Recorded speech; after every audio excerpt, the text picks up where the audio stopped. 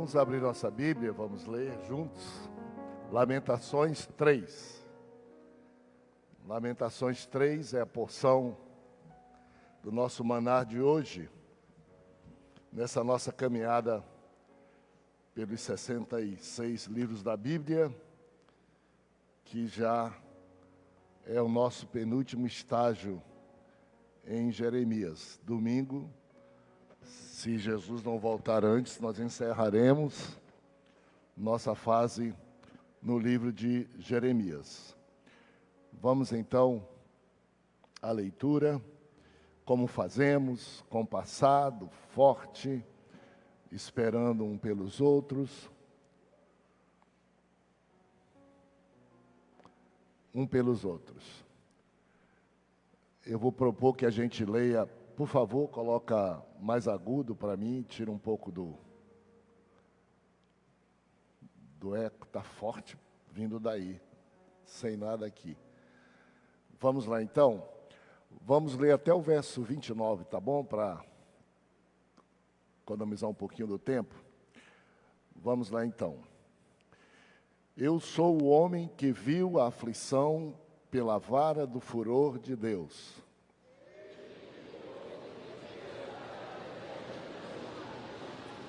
Deveras ele volveu contra mim a mão de contínuo, todo dia.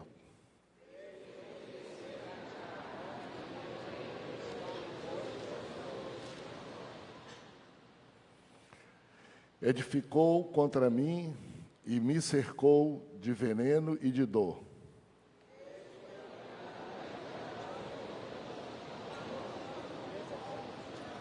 Cercou-me de um muro e já não posso sair.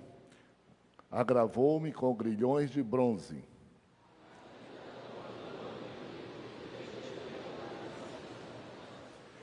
Fechou os meus caminhos com pedras lavradas. Fez tortuosas as minhas veredas.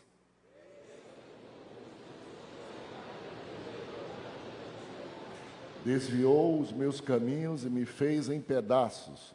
Deixou-me assolado.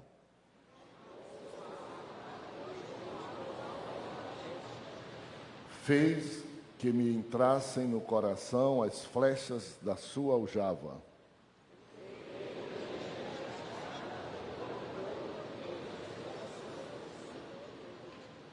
Fartou-me de amarguras, saciou-me de absinto.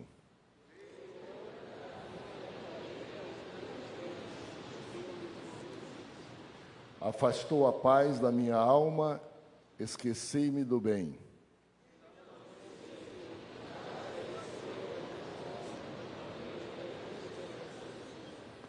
Lembra-te da minha aflição e do meu pranto, do absinto e do veneno.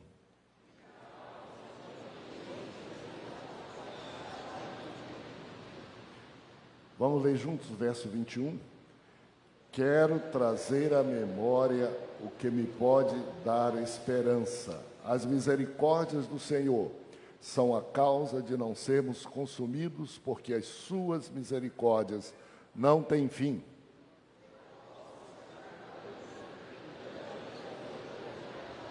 A minha porção é o Senhor, diz a minha alma, portanto esperarei nele.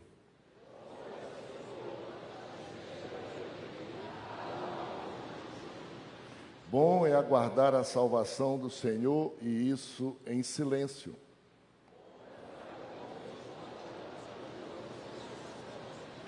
Assente-se solitário e fique em silêncio, porque esse jugo Deus pôs sobre ele.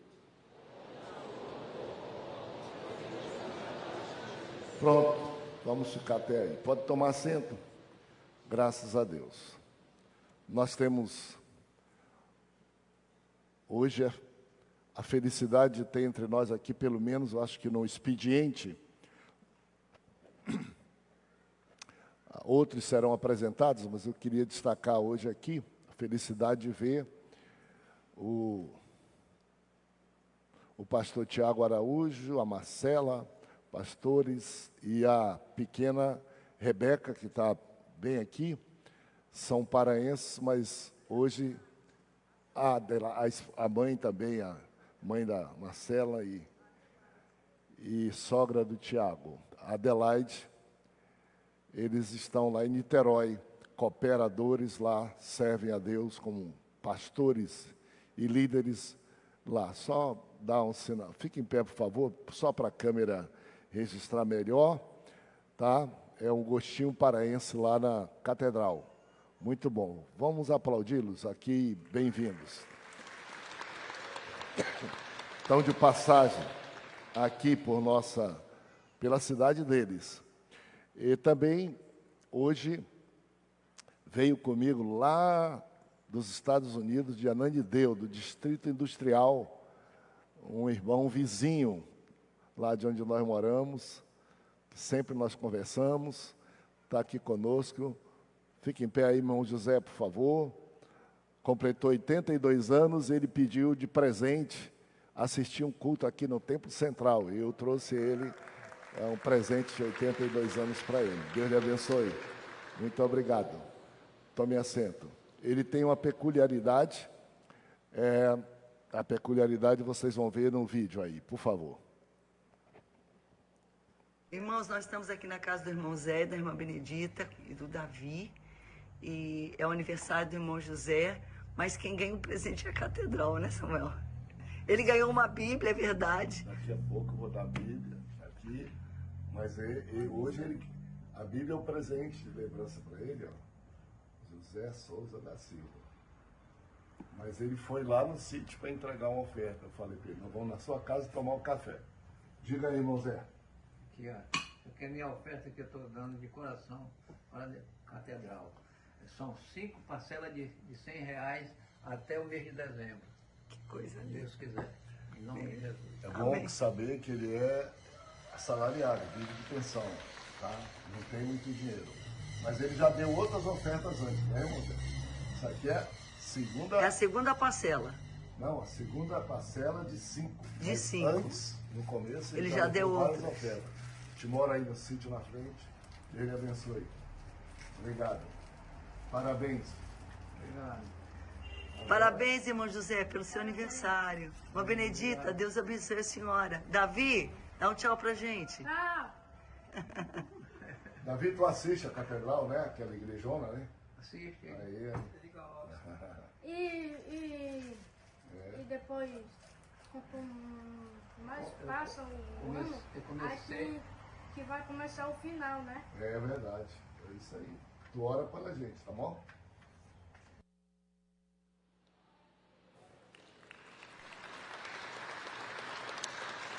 Eles oram por nós, acompanham tudo, e esse nosso querido irmão recebe o BPC, mas ele dá R$100 por mês para construir a catedral. Vejam só como Deus faz, né?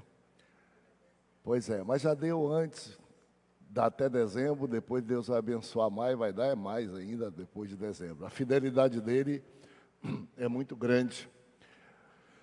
E antes que eu entre na revista, todos vocês sabem que nós estamos soprados pelo Espírito de Deus. O que aconteceu ao longo desse período aqui em Belém do Pará, todos nós estamos sendo desafiados para reavivar entre nós uma forma de semear o Evangelho a todas as pessoas que atravessam o nosso caminho.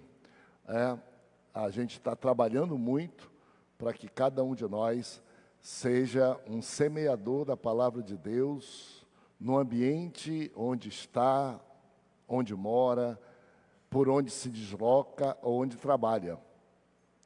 Todos nós ou vivemos para uma missão, ou moramos naquele lugar por uma razão, ou passamos pelos lugares nos deslocando também, porque vamos fazer alguma coisa, mas podemos fazer algo mais, ou trabalhamos num lugar onde a gente pode se enobrecer, somando a nossa atividade de trabalho, a coisa mais honrosa do mundo, que é compartilhar o Evangelho com uma pessoa do modo mais simples possível, ao alcance de todos, sem forçar nada, sem esperar muita coisa, mas abençoando as pessoas.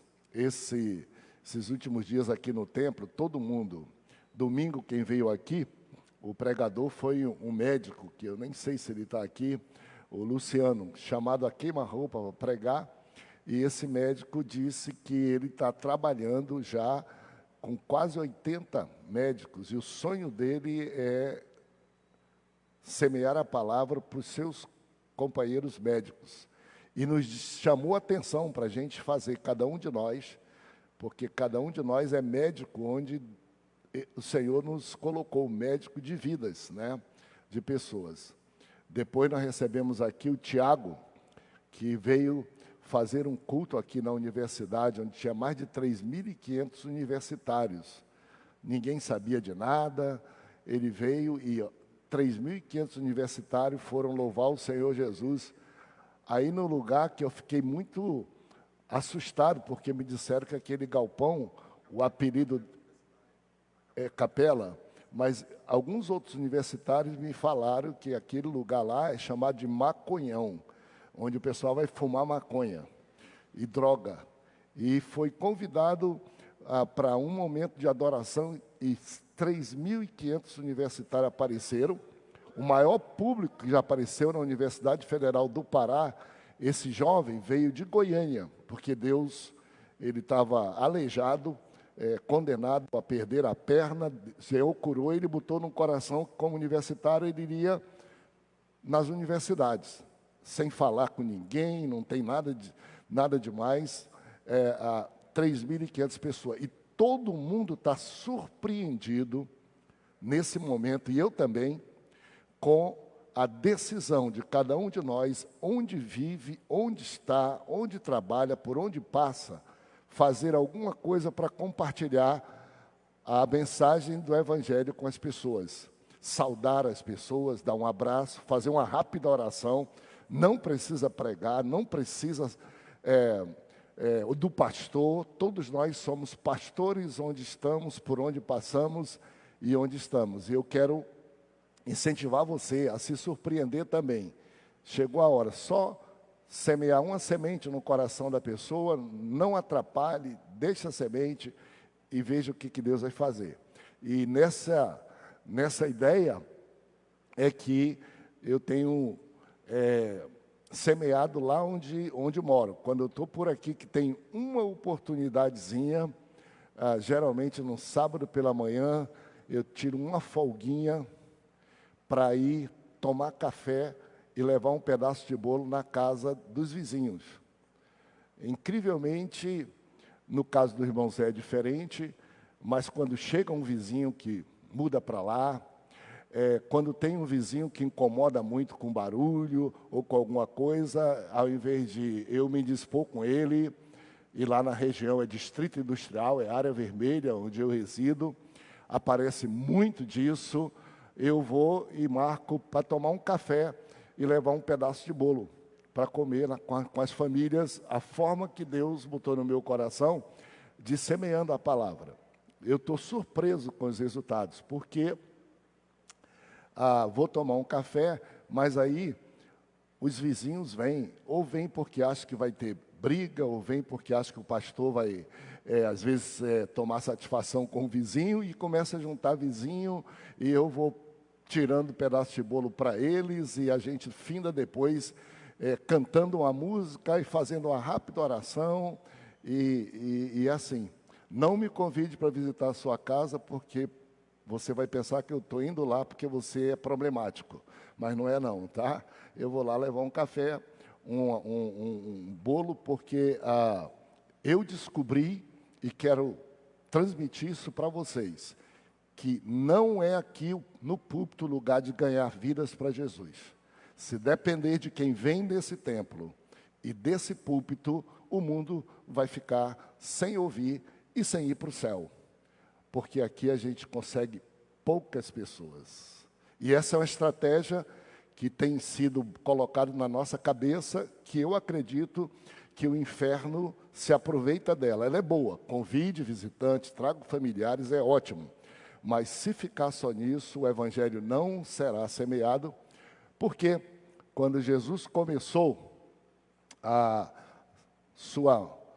seu trabalho, ele foi à beira do mar e chamou pescadores e disse: vocês vão ser pescadores de homens. E ele contou uma história depois: vocês vão ser semeadores da semente, e vocês vão semear a semente por todos os corações e solos. Um cai em beira do caminho, não prospera muito; outro cai no meio das pedras, e às vezes é sufocado e não nasce logo, mas às vezes não tem. Outro cai meio espinho, outro cai em boa terra, mas semeie semente simples, sem fazer barulho.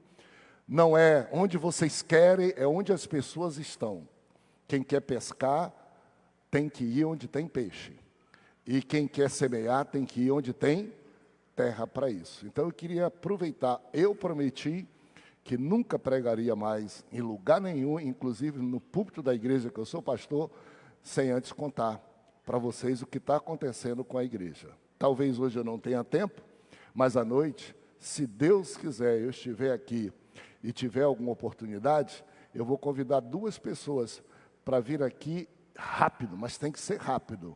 Assim como para evangelizar as pessoas lá tem que ser rápido, porque tem gente que evangeliza e depois desevangeliza falando demais, né?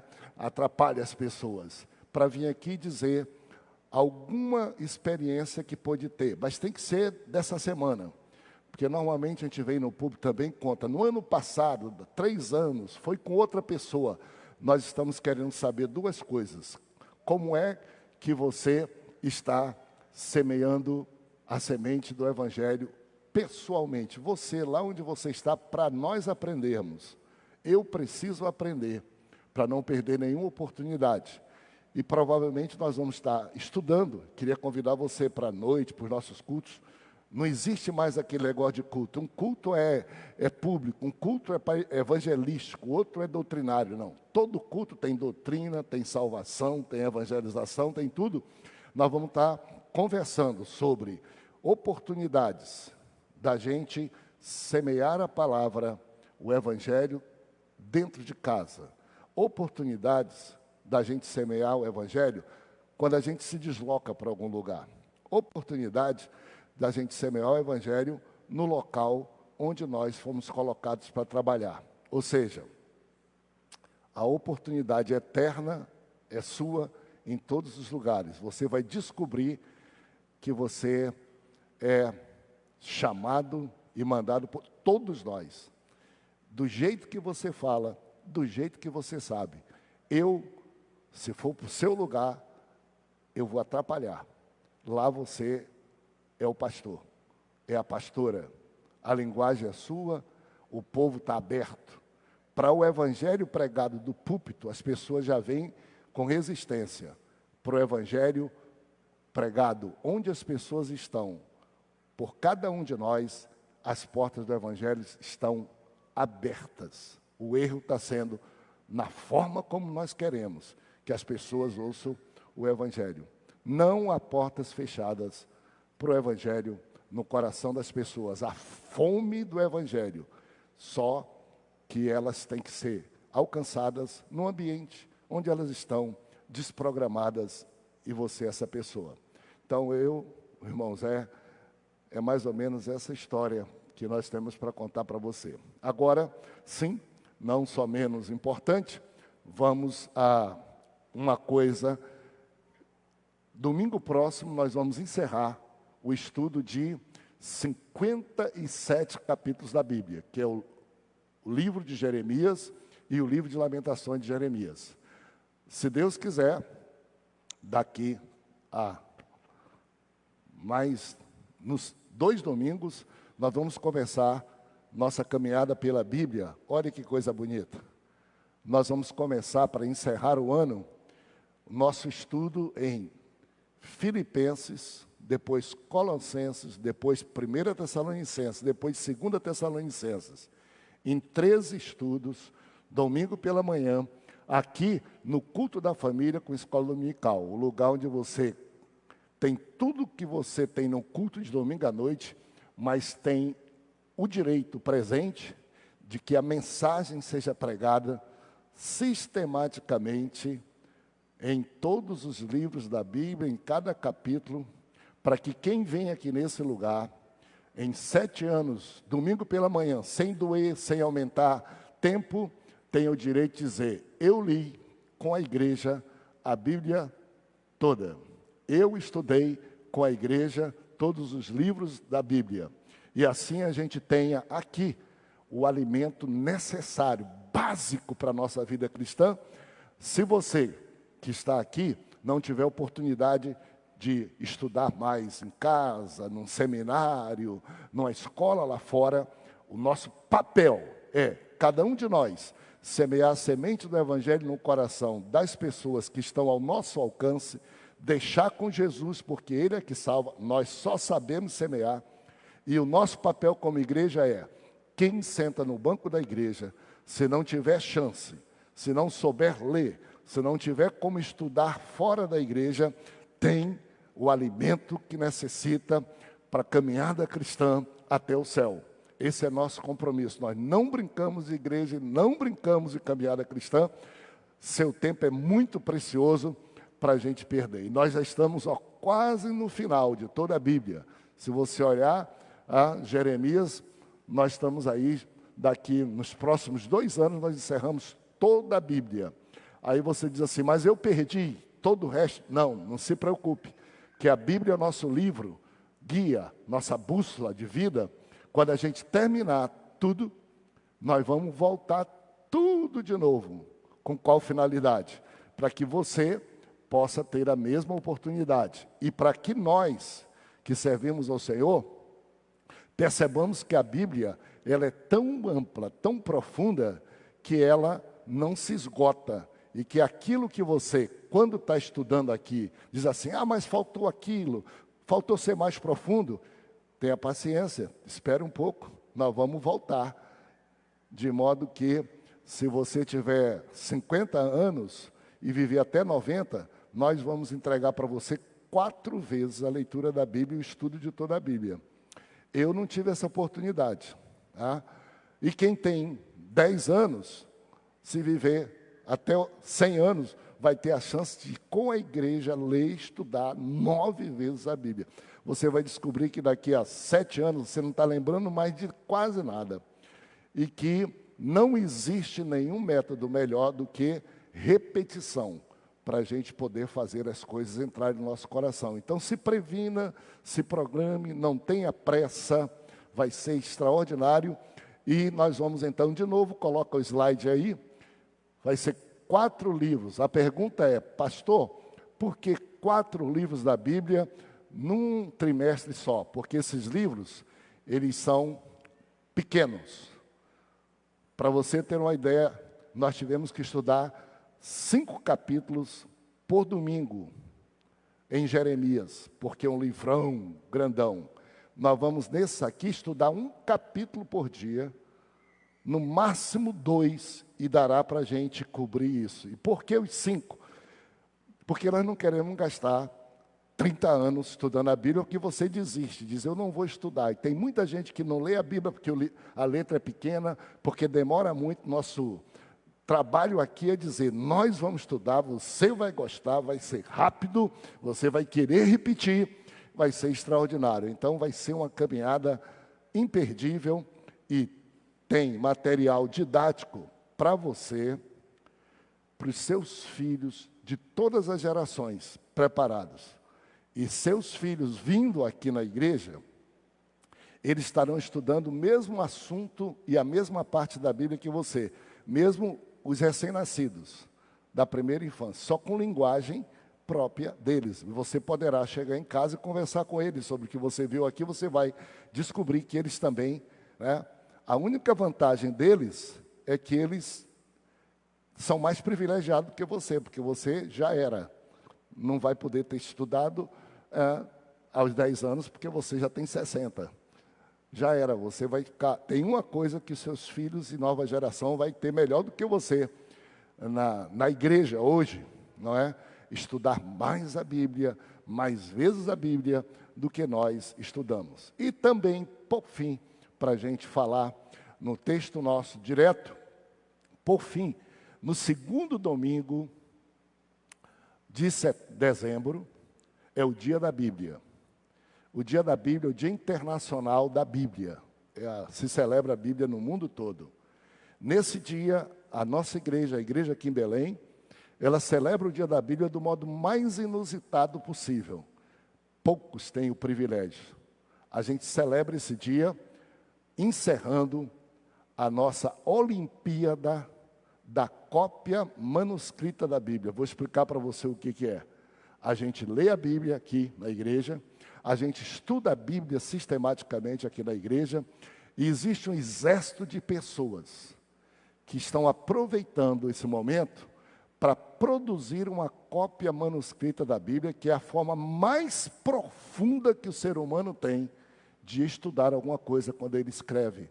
A forma mais profunda. A gente vai devagarzinho, tirando um tempinho ao longo da semana e diz, eu vou estudar, por exemplo, Lamentações 3. Essa semana eu vou copiar um versículo por dia de Lamentações 3 e pego um papel. A gente tem um bloco aí, bonitinho, eu estou copiando também, que é para quando você terminar uma Bíblia toda copiada por você, você poder encadernar, bonitinho assim. Perdoe por eu não ter trazido, mas o pessoal do PEC sempre coloca aqui para mim, se estiver atrás, você pega e encaderna uma Bíblia com sua letra, copiada por você, ou pela sua família. Organiza um pedaço para cada membro da família. Você vai poder produzir. E como isso é uma coisa inusitada, que só os antigos fizeram, poucos crentes leem a Bíblia toda, no nosso caso nós vamos ler, poucos estudam a Bíblia toda, nós vamos estudar, e pouquíssimos fazem uma cópia da Bíblia. Você tem a oportunidade, não se preocupe, não precisa muito tempo não, 2 minutos por dia, para copiar um versículo da Bíblia, 2, e deixa rolar, não se apresse, não se aveste, calma, respira, e copia, e deixa lá. Todo ano, nós reconhecemos e premiamos as pessoas que concluem uma cópia manuscrita do Novo Testamento, ou do Velho Testamento, ou da Bíblia toda, com uma festa no dia da Bíblia, e com uma medalha de prata, para quem concluiu um dos testamentos, medalha de ouro, para quem concluiu a Bíblia toda. E a medalha mais desejada, que eu, lamentavelmente, ainda que queira, não vou ganhar, a medalha Doutores do Novo Testamento. Essa medalha é uma medalha que é conferida apenas para crianças até os 12 anos que concluíram a cópia do Novo Testamento. O nome deles, para nós, é Doutor do Novo Testamento. E assim como Jesus foi no meio dos doutores, lá no templo, e os doutores se admiravam da sabedoria dele, da Bíblia, nossos filhos e nossos netos, é a medalha mais linda do mundo, no meu entendimento. Eu perdi, não posso mais ganhar. Mas nós entregamos a medalha Doutor do Novo Testamento a essa criança. E você diz, existe? Claro, nós já temos aí uns 30 doutores já. Esse ano nós vamos entregar para alguns doutores, se Deus quiser. Seu filho, seu neto pode ser um deles. Você diz, pastor, isso é impossível. Não, vou explicar para você. Nós temos aqui a missão da primeiríssima infância, a missão com crianças. Atenção para isso. Aqui na igreja, a gente estimula, via missão da primeiríssima infância. Quando o casal, pode colocar aqui, se colocar aqui eu mostro. Quando um casal descobre que está gestante, aqui nós entregamos para ele o material todo e estimulamos o papai e a mamãe a começar a escrever um versículo por dia. Atenção para isso, papai e mamãe. Na hora que eles forem orar pelo bebê que vai nascer. Um versículo da Bíblia do bebê que vai nascer. O papai e a mamãe, ora rápido, não gasta tempo não. O diabo diz, demora muito, não demora não. Ora pelo bebê, canta um corinho para o bebê, escreve um versículo da Bíblia para a Bíblia do bebê que vai nascer. no Novo Testamento. Só um. Não escreve 2, porque atrapalha. Quando esse bebê começar a poder escrever, você entrega para eles: meus filhos, eu vim até aqui, agora você continua. Um versículo ou 2 por dia para esse bebê, quando ele começa a copiar. 2 versículos por dia. Quando essa criança tiver 9 anos de idade, se ela não tiver falhado, você também, nem um dia, ela terá o Novo Testamento todo copiado. Com 9 anos de idade, 2 versículos. Se falhou, tem mais 3 anos, 10, 11, 12, para copiar os dias que falhou. Quando chegar com 12 anos, seu filho e seu neto terão um documento, um legado, com a letra dele misturada com a letra do papai, de todo o Novo Testamento. E ele vai receber essa medalha. A medalha é importante, mas é o menos importante. O mais importante é seu filho saber o processo que ele fez. Tudo isso disponível. E quem está dizendo que a igreja do futuro vai ser uma igreja mais frágil, uma igreja mais pobre, nossos filhos vão ter... Esqueça isso. Nós estamos preparando uma igreja mais forte do que a nossa. A prova qual é? Se eu cuidar bem dos meus filhos, dos meus netos, eles já começam melhor do que eu. Eles já vão além do que eu fui ou cheguei. Legal? Bom, muito bom. Eu gastei um tempão, mas vou compensar. São 10:08, eu acho. E eu tenho 18 minutos, é isso, né? O vermelho é o horário, né? Eu troco conforme o meu interesse, mas eu acho que é. É 10:08, deixa eu ver. É isso mesmo. E eu tenho 18 minutos para o dia de hoje, para o tipo que voz. Só para você ter. E tem uma coisa ainda mais, tá? Eu gosto disso aqui. Depois vocês arranjam mais material. Ó, se você pega essa revista e compra, amanhã você bota na sua biblioteca e deixa para a sua família e para o seu neto a maior enciclopédia de estudo da Bíblia, que não é que você comprou nem no site, e nem você comprou e nunca você mexeu. É o que você estudou, que você manuseou. Vai colocando aqui no fichário, colecionador, eu chamo fichário. Eu já tenho 3 volumes desse, ó. É para mim, ó, beleza, olha só. Eu li, eu estudei, olha a minha enciclopédia, está toda marcada. Olha aqui, quando eu dou aula, ó, eu coloco aqui a revista, ó, porque a revista não é Bíblia, mas ajuda a gente a estudar a Bíblia. Que maravilha! E aqui, ó, tem uma parte da Bíblia encadernada, manuscrita, para você não dizer que eu estou falando besteira. Olha só, manuscrita. Aqui, esse livro aqui é qual? Amós. Olha aqui, dessa pessoa ou dessa missão. Cópia manuscrita feito pelo pessoal do culto da família. Eles copiaram a Bíblia completa. Pegaram todos que vêm e disseram: você copia o livro tal, tal, tal, tal. Assim a gente pode produzir uma Bíblia da família para colocar em casa, ou uma Bíblia pessoal da gente. Extraordinário. Eu uso papel pequeno. Depois, o pessoal do PEC manda para mim completo aqui, porque daqui para frente também, quando eu tiver, eu vou abanar a fogueira, porque está chegando dezembro. Está na hora da gente acertar com os nossos netos, com os nossos filhos, tá bom? Tem uma coisa a mais, nós temos aqui um exército de irmãos que são a medalha de copistas solidários da Bíblia. Tem um grupo de irmãos, o que é que eles fazem? Esses irmãos, eu me incluo, eu estou copiando já a minha Bíblia pronta. E aí qualquer criança, qualquer irmão que está chegando dezembro, está faltando um pouquinho, não vai alcançar sozinho, vem e pede ajuda. Eu tenho um versículo, uma página em quase todas as Bíblias das crianças aqui da igreja, porque eles vêm e olha que eu sou ocupado. Pastor, eu digo, me dá aí que eu faço, te ajudo nessa cópia. Para criança, a gente tem que ajudar. Tá? Para pessoas que não sabem ler e escrever, mas querem, a gente tem que ajudar. Tem irmãos aqui nossos que só aprenderam a ler e escrever por causa disso. E tem uma irmã de uma ilha que ela não sabia ler e nem escrever, mas ela começou, ela ouviu pela televisão, ela começou a fazer a cópia da Bíblia. Não sabia ler nem escrever. Sabe como? Ela desenha cada letra. Você que acha que é ruim copiar rápido, como você sabe, mesmo com a letra garrancho, vá aprendendo, vá crescendo na fé. Ela pega e ela desenha a letra. Tudo isso está documentado.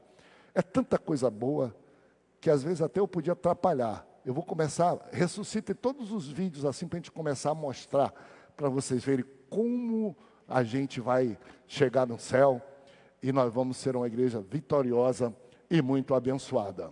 O assunto de hoje tem tudo a ver com isso. Deixa eu me entusiasmar com vocês.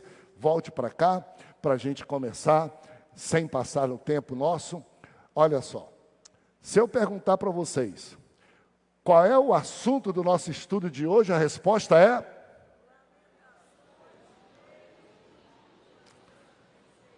Vamos de novo. O nosso assunto do estudo hoje é o quê? Isso, nosso assunto é Bíblia. A gente não estuda a revista, a gente lê e estuda a Bíblia. Depois, se tiver tempo, a gente lê a revista para ajudar. A Bíblia. E a gente estuda a Bíblia. Para aqueles que estão acompanhando há muito tempo aqui, vocês estão notando alguma coisa esquisita aqui? Quem está notando alguma coisa esquisita para me ajudar? Senão eu vou lembrar para vocês. Tem alguém? Vamos lá, porque eu tenho pouco tempo. Erraram. Ou a gráfica, ou alguém de nós, e eu trabalho nisso, esquecemos, porque aqui deveria estar só Lamentações 3, que é para ser fácil. Porque nós vamos estudar e nós lemos Lamentação 3. Não precisa ter 21 a 66 ali. Por quê? Mas é bom, só porque você que não está com a Bíblia sabe, ó, Lamentação capítulo 3 vai até o versículo 66. Mas dá uma confusão, porque quem não entende nada de Bíblia diz, hoje nós vamos estudar do capítulo 3 até o capítulo 66, Lamentações tem só 5. Então, na próxima edição, já marquei, tirar isso daqui. E aí, quando vier correto, e eu perguntar, o nosso estudo de hoje é Lamentação 3. Você pode esquecer do título, de tudo, você diz, está na Bíblia, hoje eu estudei capítulo 3 do livro de Lamentações, tá bom? Então já começou bem. Bom, são 66 versículos, é muito texto da Bíblia. Quem veio domingo passado já sabe que esse Lamentações, ele é um cântico de lamento, feito com estrofes simétricas. Parecido ao acróstico, mas não é acróstico, tem outro nome que eu esqueci, alguém vai me ajudar, quem teve domingo aqui. Ele é simétrico. Simétrico quer dizer o quê? Cântico, poesia, tem estrofe e coro, assim como quando nós vamos cantar. Tudo tem o mesmo número de linhas. E nesse caso, Jeremias se utilizou do alfabeto hebraico, que tem 22 letras. Ele se deu ao trabalho, o Espírito Santo inspirou Jeremias a escrever, escute só, cada versículo começando com uma letra na ordem certa do alfabeto, do abecedário. Todo o livro de Lamentações é assim. Existem as Bíblias mais modernas que elas já colocam. Cada versículo tem uma letra. Aleph, Bet, vai de Aleph até tal. 22. Todos os capítulos de Lamentações têm 22 versos, exceto o capítulo 3, tem 66. Mas 22 vezes 3 dá quanto? 66. Até esse capítulo, que é mais longo, coração do livro de Lamentações, Jeremias foi inspirado por Deus e ele escreveu na ordem certa do abecedário, com uma diferença. Para cada letra do abecedário hebraico, 3 versículos. Ainda mais difícil, se já era difícil, um versículo com cada letra, tem um nome para isso. Não é acróstico, porque acróstico segue as letras de um nome. Vejam depois e me diz o nome próprio, que eu não tenho um nome. Mas ele segue estritamente isso. Nesse caso aqui, 3 versículos começam com alfa, 3 começam com bet, 3, e vai até tal, dá 66 versículos da Bíblia. Esse capítulo, talvez seja por isso, é o capítulo que vira todo o espírito, todo o sentimento, toda a lamentação, todo o choro, é o ponto de virada do coração de Jeremias e da história do povo de Israel. Porque ao longo de todos os 52 capítulos do livro profético, e ao longo dos 2 capítulos anteriores aqui, é choro. Choro e lamento. O profeta Jeremias é conhecido como o profeta do choro, o profeta da lamentação, o profeta da prisão, o profeta da cisterna, o profeta que foi preso mais vezes. E qual é o choro? É porque Deus levantou Jeremias para dizer para o povo de Judá e também para o povo de Israel: arrependam-se dos seus pecados, mantenham a fé em Deus. Foi Ele que fez vocês nascerem, foi Ele que chamou Abraão para começar a nação de vocês, foi Ele que tirou vocês do Egito, foi Ele que trouxe vocês pelo meio do deserto, foi Ele que fez vocês com exército pequenininho, menor do que todo, conquistar todas as nações. Foi Ele que disse para vocês que ia dar uma terra que mana leite e mel. Foi Ele que deu Canaã para vocês morar, esse lugar. Tá briga em Gaza e tudo. Aquele lugar, até hoje, tem problema sério e sempre teve naquele lugar por desobediência do povo de Deus.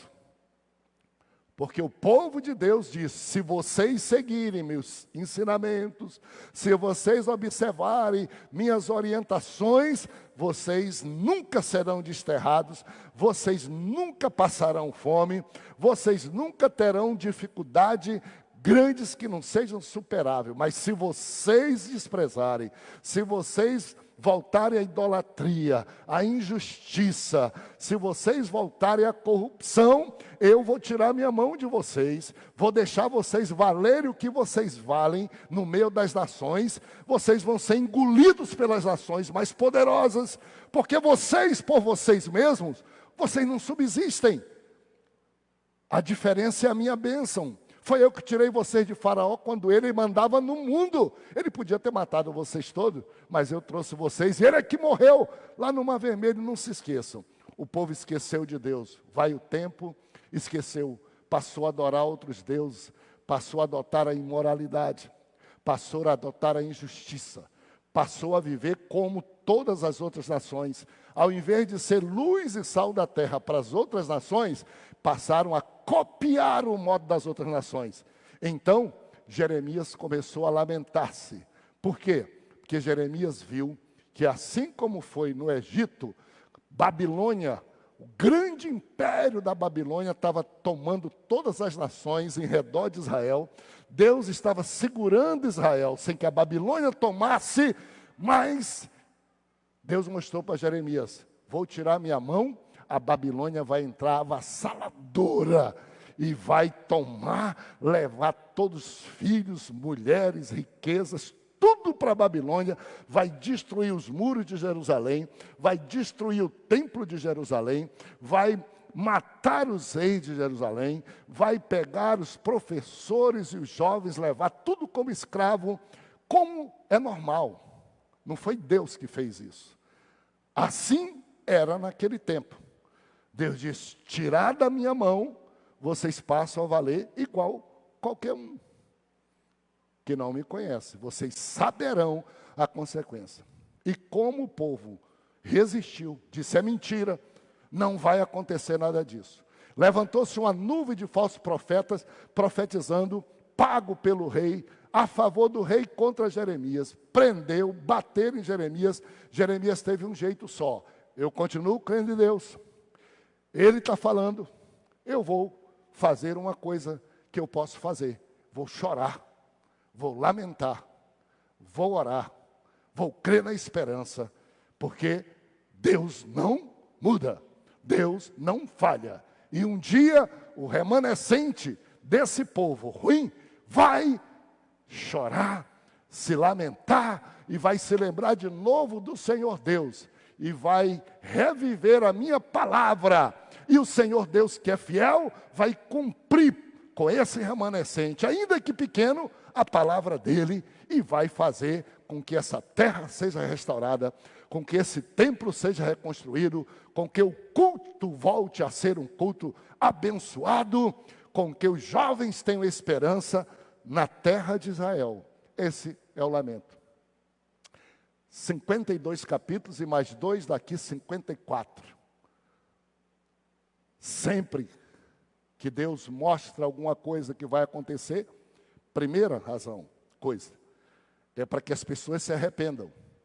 E a Bíblia diz que arrependendo-se as pessoas, Deus também, para usar uma linguagem humana, para os homens entenderem, arrepender-se-á do que está para acontecer. Na verdade, não é que Deus se arrepende. Deus fará com que a sua proteção permaneça sobre o povo, e aquilo que o exército babilônico pensava que faria com todo mundo e com Israel, não aconteceria se o povo buscasse a Deus, porque a mão do Senhor continuaria protegendo eles. E ninguém pode contra a mão do Senhor. Primeiro, nunca, eu digo aqui sempre, quero dizer para você, qual a diferença, algumas pessoas me perguntam, entre profecias, vaticinos e coisas que não vêm de Deus, é que vem para amedrontar e não traz nenhuma chance de escape. Vocês podem olhar. Perguntem por que as pessoas fazem, e hoje está complicado falar num país desse, mas perguntem. As pessoas fazem os seus cultos no cemitério, nas esquinas da rua, diante das estátuas. Qual é? Para aplacar a ira dos deuses. Pelo medo que tem dos deuses.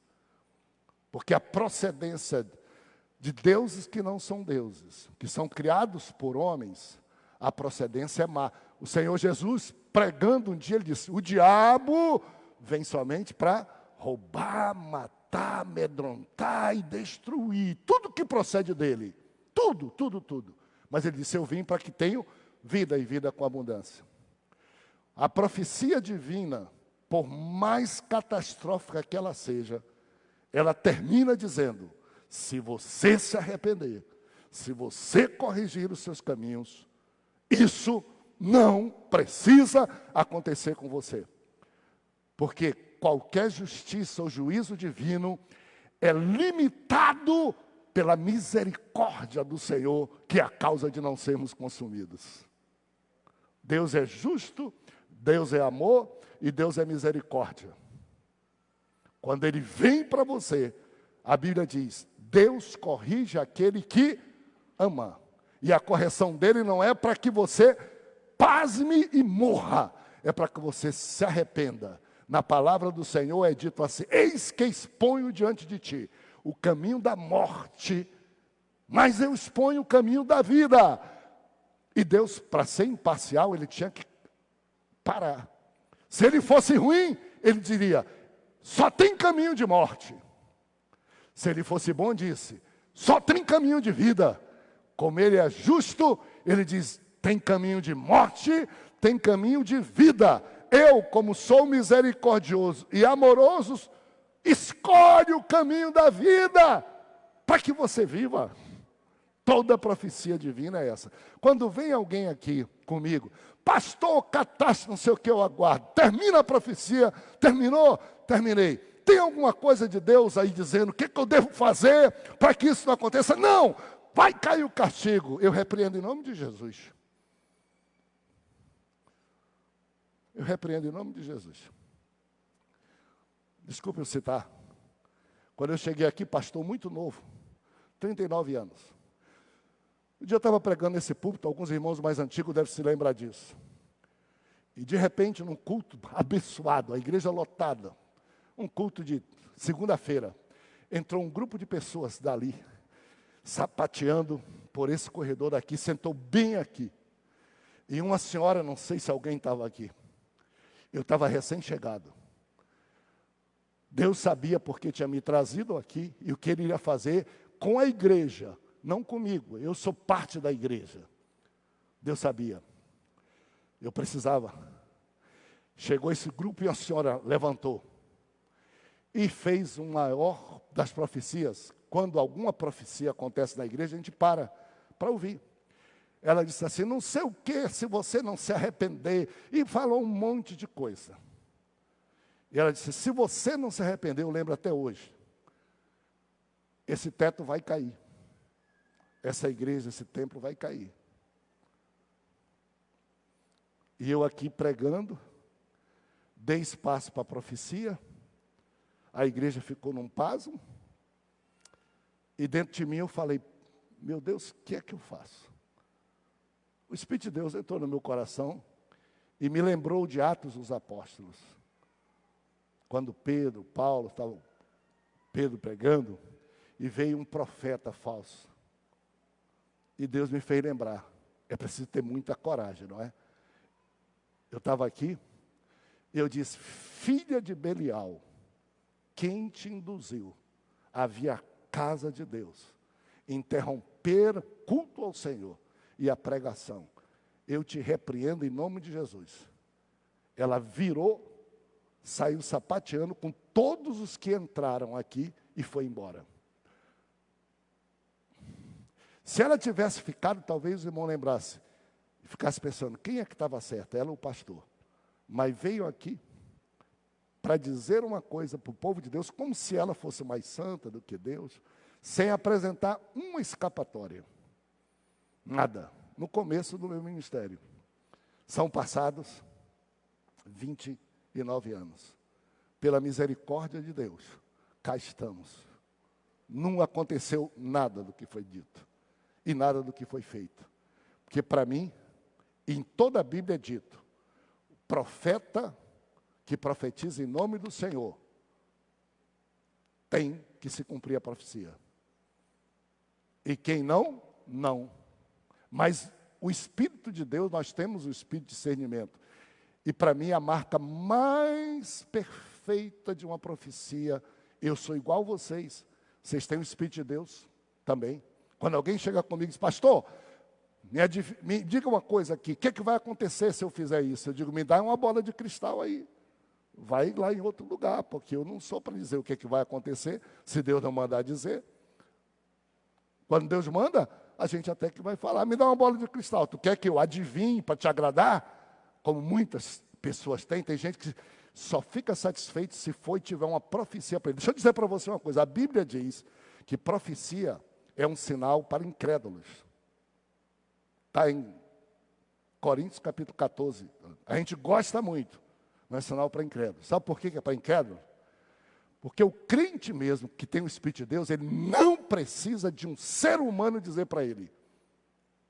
O Espírito de Deus que ele tem, não entristeça, discerne e você sente. Primeiro, você já sabe o que é certo e errado.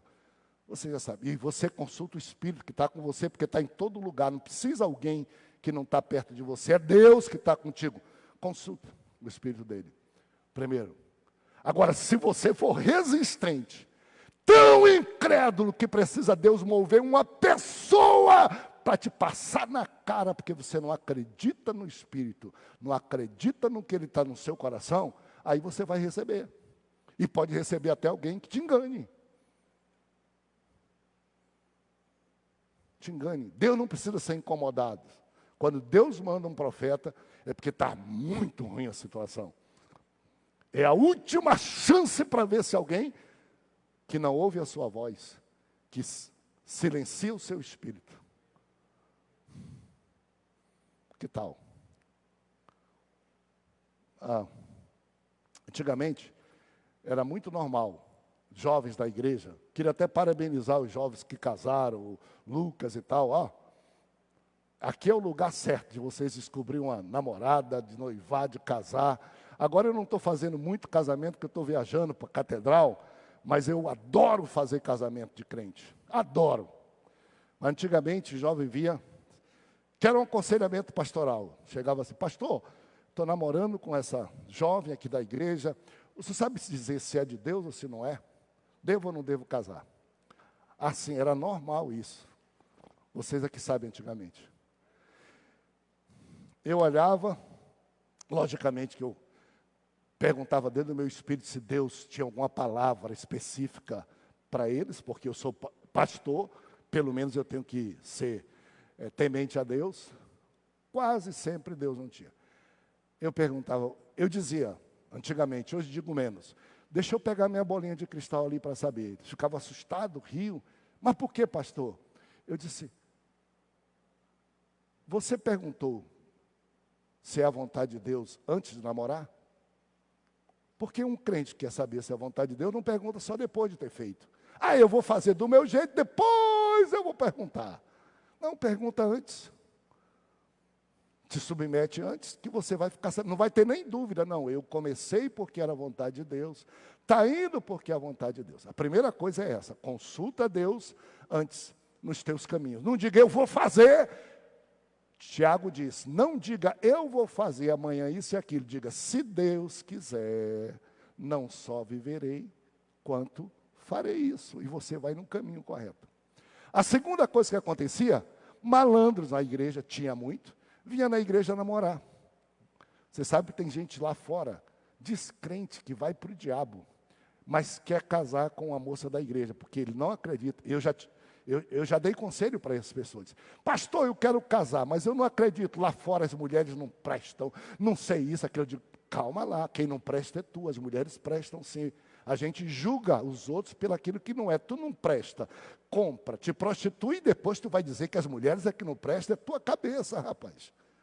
Tu é que não presta, respeita as mulheres.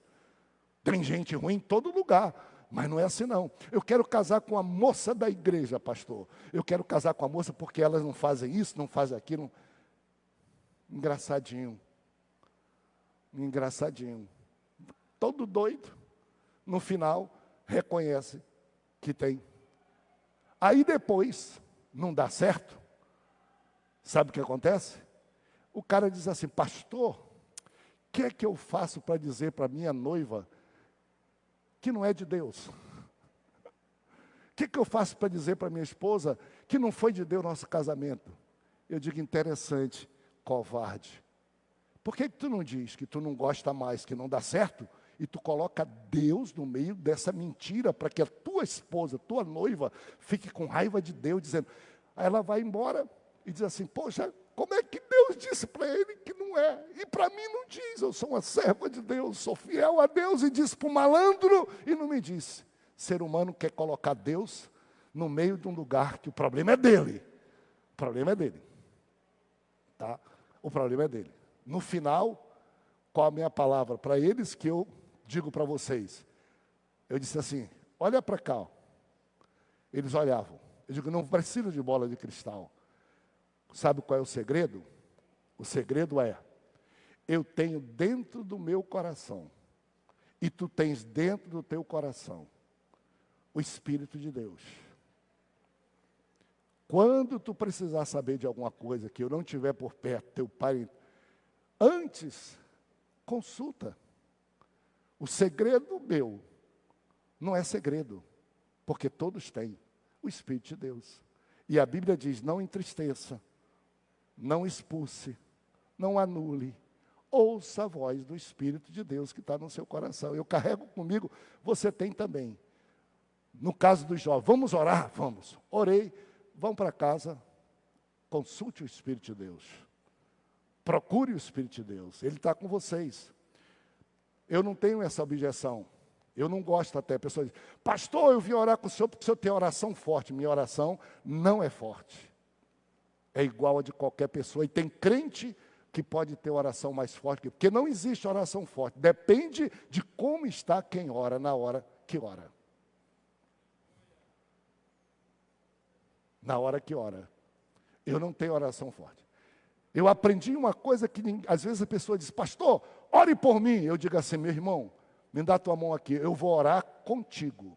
Vocês podem olhar que eu tenho cuidado. Vamos orar juntos, que é para ver se levanta a fé do irmão, para ele saber que oração não é exclusiva de pastor, de apóstolo. Oremos juntos. Oremos juntos. Vamos orar juntos. Sua oração pode muito como a minha, até porque a maioria dos problemas acontece quando eu não estou perto. E Deus não está te abandonando. De jeito nenhum. voltemos para cá. Jeremias disse tudo isso.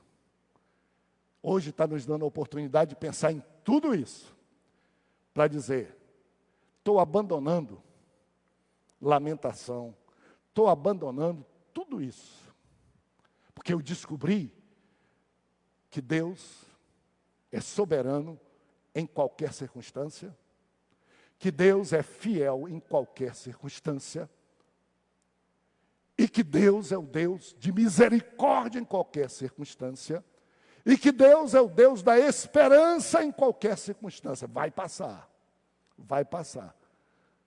Inclusive Deus tinha deixado Jeremias entender que ia demorar 70 anos. Vai passar, e tem hora que a gente vai, as circunstâncias parece que vão nos acabar. E aí Jeremias sacudiu a poeira, e disse assim, eu agora vou me alimentar de coisas que me dão esperança. Passou o luto. Muita gente passa por luto. Um dia, senhora viúva, senhor viúvo, senhor órfão, pai órfão, filho órfão. A coisa que alguém que morreu mais gostaria de ver você caminhar, ir para frente, ser feliz. E você deixa que uma experiência amarga mate você também vivo. Pior que isso. Quem morreu, morreu, já está com Deus, se tem esperança no céu.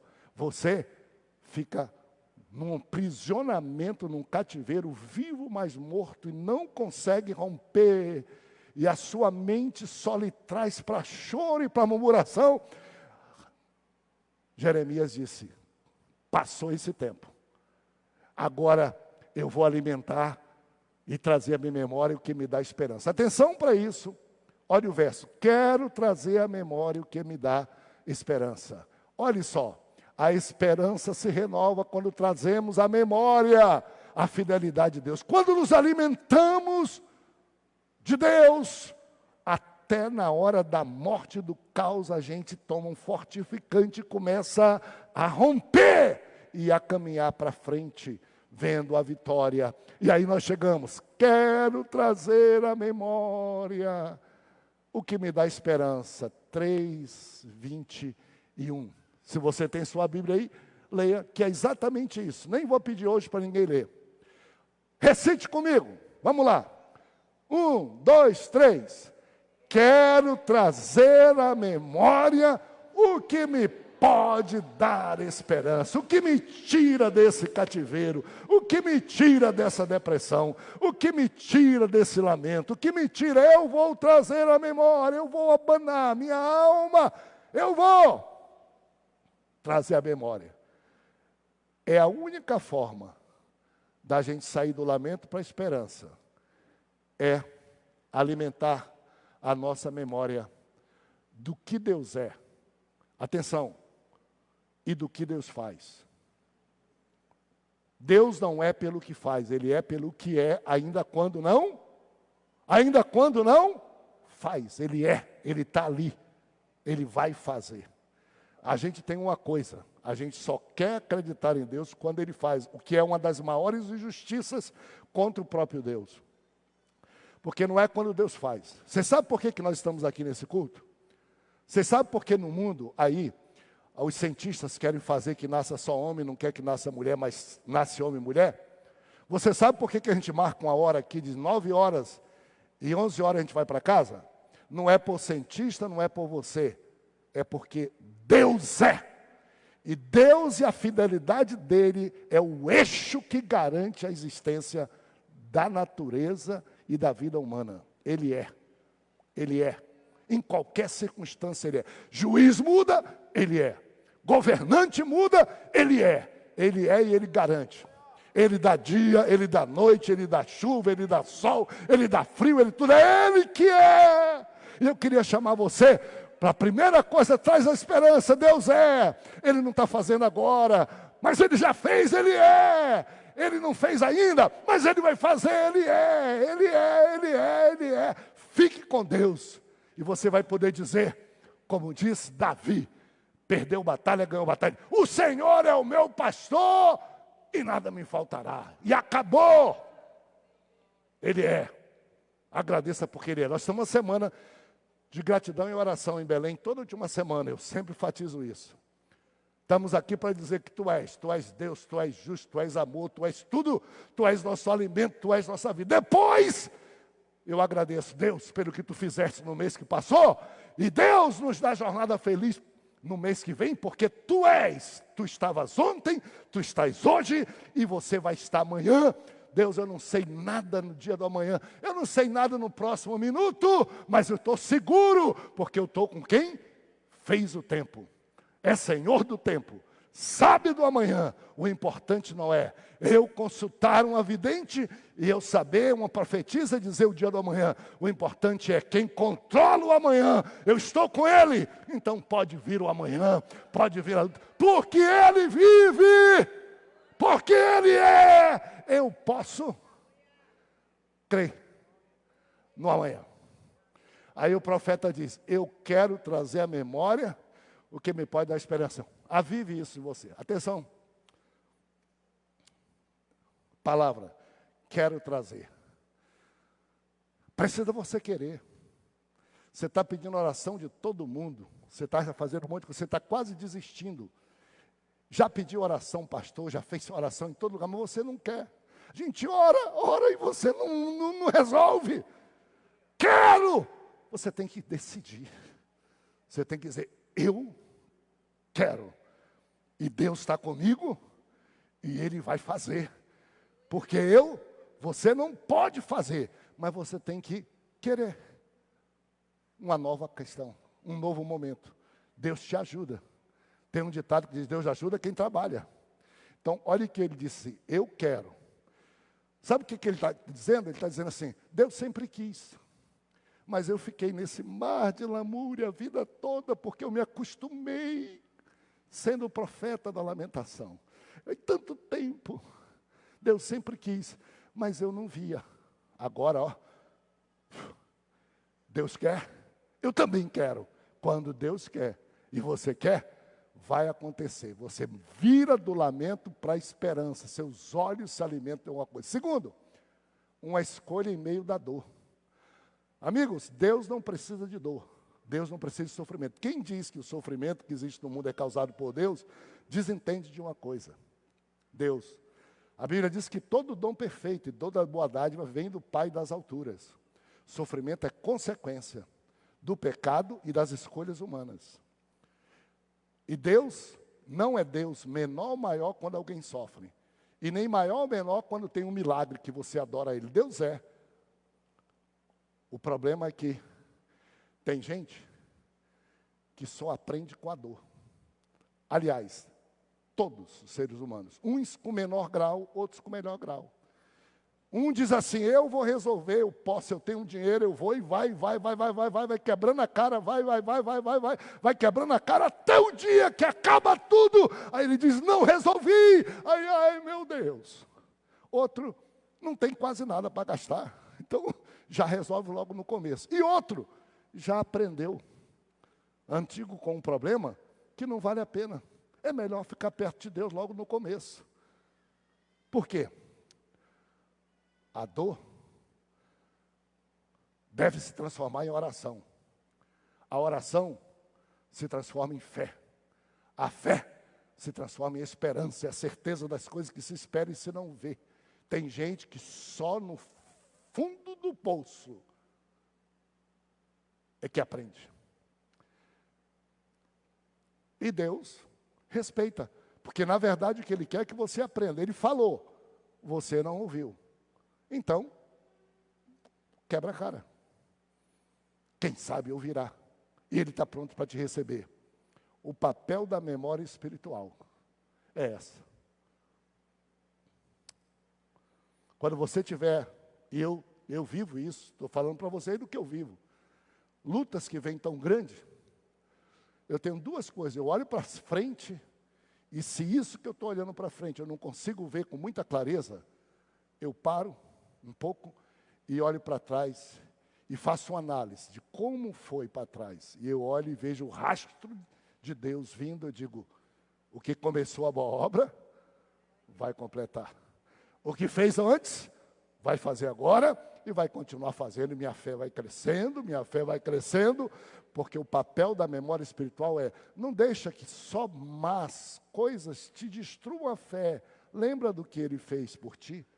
Lembra do que ele fez. Davi estava tão mal que no Salmo 103 ele precisou dar um choque na alma dele. Eu acho que Davi fez assim, ó. Bendize, ó minha alma! Bendize ao Senhor, minha alma! E não aconteceu muita coisa. Ele disse, acorda minha alma, como Jeremias. Aí o Senhor disse assim, Ele é quem perdoa os teus pecados. Ele é quem te livra da cova e da morte. Ele é quem te dá vida e juventude e força. Minha alma, lembra? Bendiz. Quando a gente bendiz é porque já aconteceu. Eu queria convidar você para sair desse fosso que está ali acabando. Eu queria pedir o Espírito de Deus para soprar para você e trazer, ajudar. Primeiro você diz assim, eu quero. E o Espírito de Deus vai, e você vai começar a lembrar do que Deus fez por você. E você vai contar quanta bênção, quanta bênção, quanta bênção, quanta bênção. Ih, vou passar. Vai mudar. Tem coisa me esperando, porque o papel da memória espiritual é esse. Bom, parece que agora eu dei uma aula de psicologia, eu não sou psicólogo e nem prego psicologia. Tem razão para ser assim? Tem. Vamos terminar?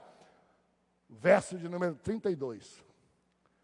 Porque as misericórdias do Senhor são a causa de não sermos consumidos. Diga comigo.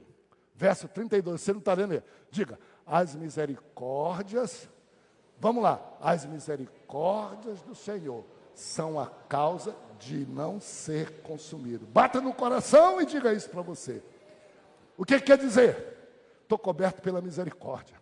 Ainda quando eu tenho defeitos, ainda quando Deus me deixa passar, porque eu preciso passar, Ele não muda, mas a misericórdia dEle é que me cobre.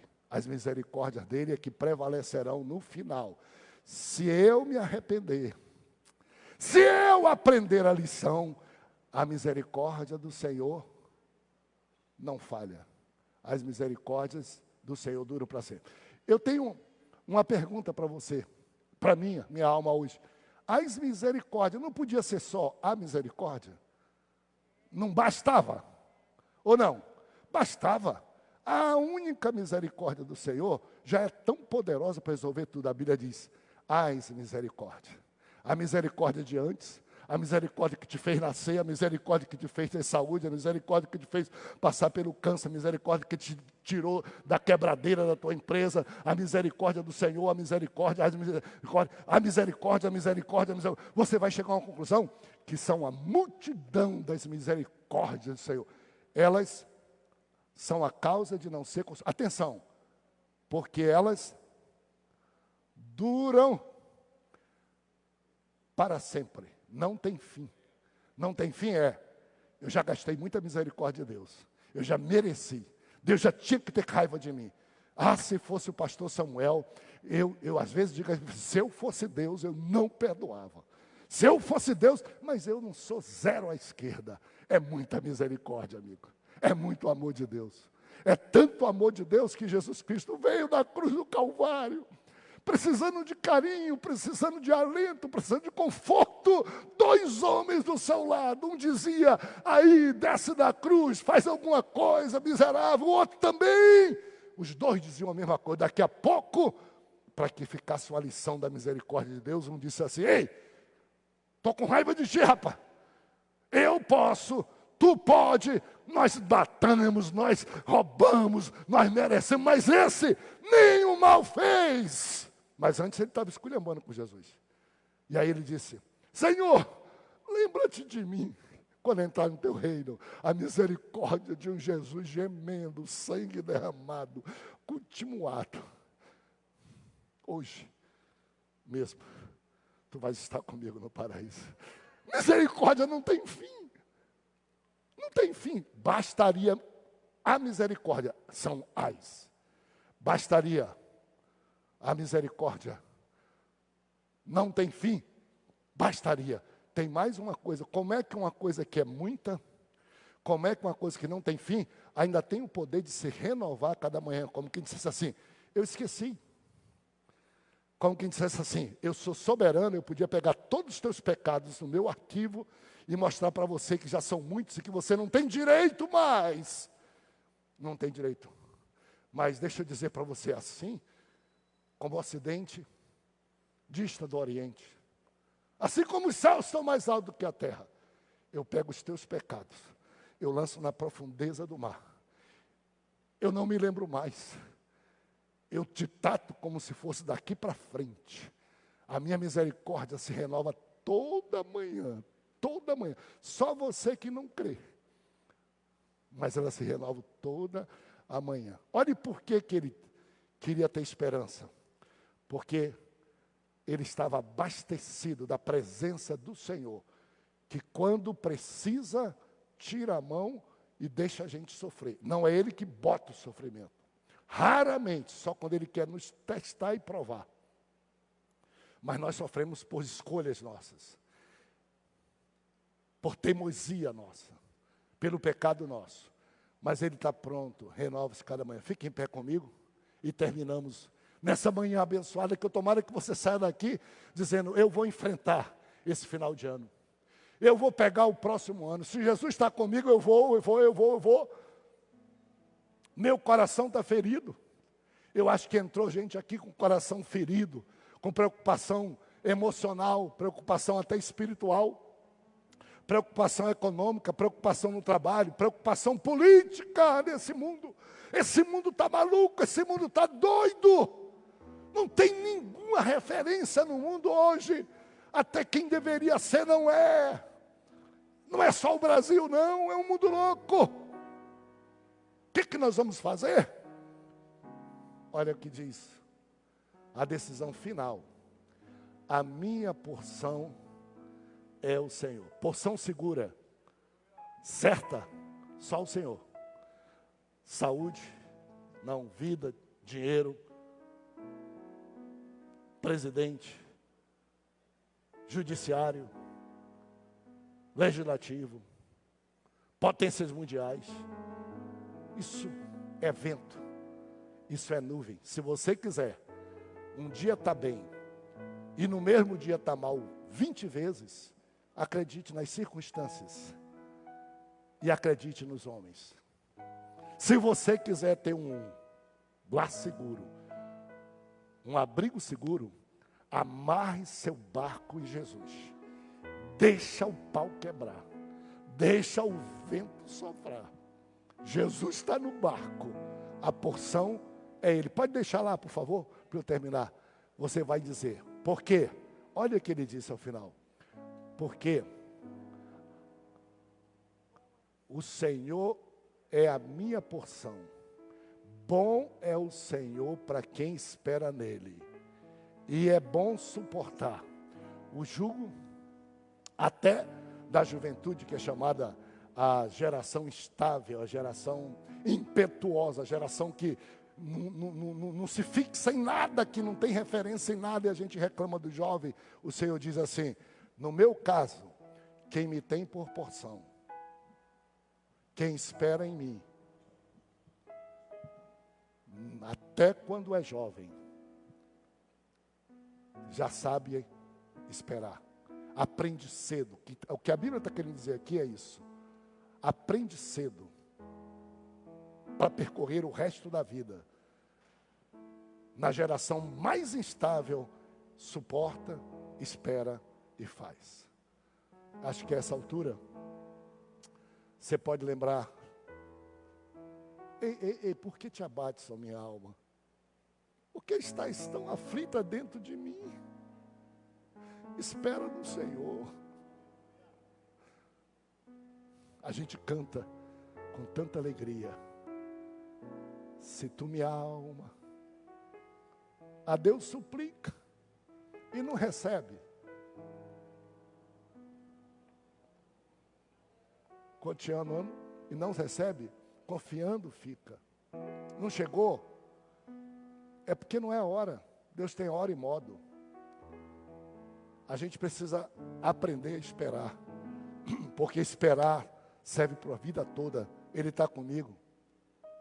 Tem um salmo que eu gosto muito, Salmo 130, verso 2, diz assim, Eu não procuro nada demais para mim, como uma criança chorando no braço do Pai.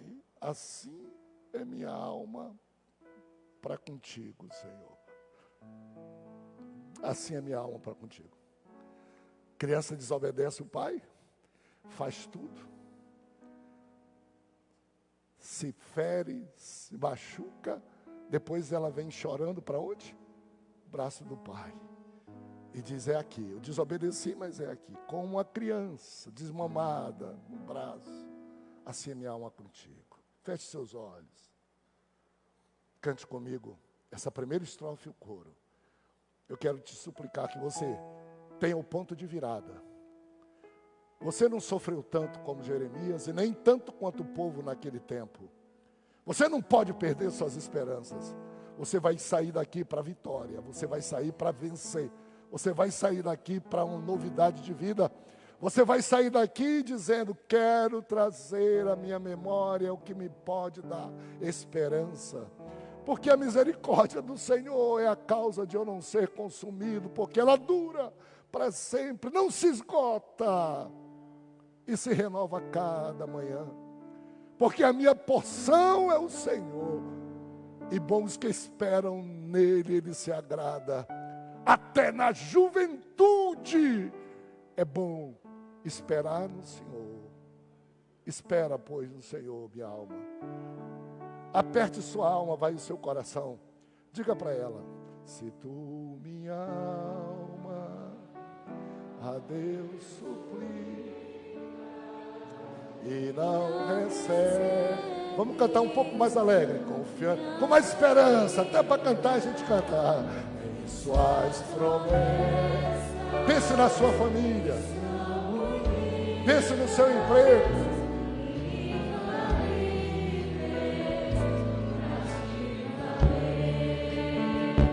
Porque te abaste com minha alma e te comoves, tremendo a calma. Não tenhas medo, em Deus espera, porque levante sua mão para o céu. Eu quero orar. Você ora por mim, eu quero orar com você. Eu quero orar para você ser salvo. Eu quero orar para você ir para o céu comigo. Eu quero orar para você ver que seu lugar é o céu. Jesus te espera e Ele fez tudo por ti, Ele vai te levar. Eu quero orar para que aqueles que estão distanciados saibam que Jesus está orando e putando por você, para você se arrepender e ir para o céu. O céu é o teu lugar. Eu quero orar para que passe essa dor, essa aflição, Santo Deus. Eis-nos aqui, humanos como somos, desesperados com o país, desesperados com as incoerências do país, desesperados com o mundo, mas nós não estamos aqui soltos, sozinhos. Tu estás conosco, o teu trono continua inabalável. Tu não és homem para que minta, filho do homem para que se arrependa. Não há sombra de variação em ti. Tu és nossa sentinela, tu és nosso abrigo, tu és nossa fortaleza, Senhor Deus, em qualquer circunstância. Deus, nós te suplicamos, tem misericórdia e abençoa o Brasil. Deus, nós te suplicamos, tenha misericórdia, abençoa o nosso estado do Pará. Deus, nós pedimos, tenha misericórdia de Belém, abençoa nessa etapa que está se preparando para receber o mundo. Deus, nós pedimos, tenha misericórdia da tua igreja, enche do teu espírito para ser luz, sal, farol, para abençoar pessoas e para ser exemplo, Senhor. Tem misericórdia de mim, da minha família, do teu povo, Senhor Deus. Enche-nos da esperança e do que nos traz esperança, Senhor, nas circunstâncias mais duras e mais difíceis. No nome santo de Jesus. E quem está cheio de fé, dê um grito de glória a Deus. Dê um grito forte de aleluia. Tenha paz, a paz do Senhor esteja contigo, meu irmão. Me abençoe, diga a paz do Senhor para mim também. Vamos lá, paz do Senhor, meus irmãos. Isso, sente aí, vai em frente. Aleluia, aleluia.